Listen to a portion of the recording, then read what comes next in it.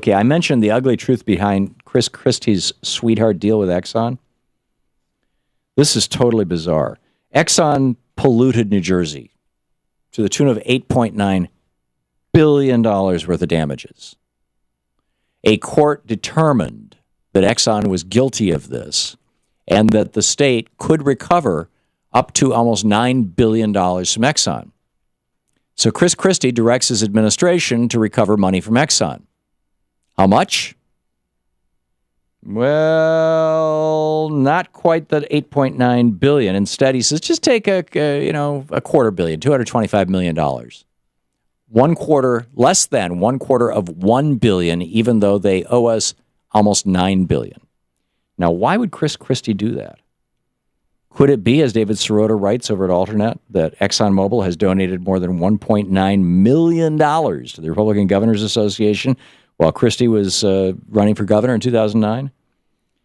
They gave $279,000 to Christie's election and re-election cases. They gave another $500,000 to the Governors Association when he was the chairman of it in 2014. One of Exxon's law firms in New Jersey donated $30,000 to the RGA. Or could it be the relationships? Christie's first attorney general worked for Exxon for 7 years as deputy chief of staff in 2014, left the governor's office to go to Exxon's lobbying firm. And weeks before the settlement was announced, one of his cabinet secretaries took a job with Exxon's New Jersey law firm. And then there's another possibility why Chris Christie would leave, over $8 billion on the table to the benefit of Exxon Mobil and to the detriment of the voters and taxpayers of New Jersey.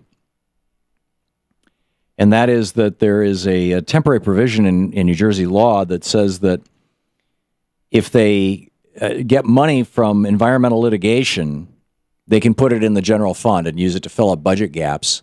And Christie's refusal to raise taxes on rich people, and in fact cutting taxes on rich people, has left the state with a bit of a problem.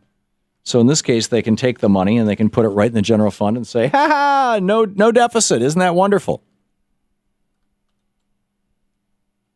It's like, corruption knoweth no limits. The state of Florida is run by a governor whose company was found guilty of the largest Medicare fraud in the history of the United States.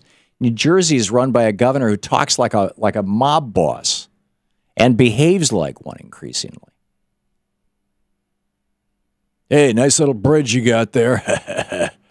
Nice little town you got here. It'd be a shame if nobody could get to it. Yeah, behaves, not talks. That's amazing.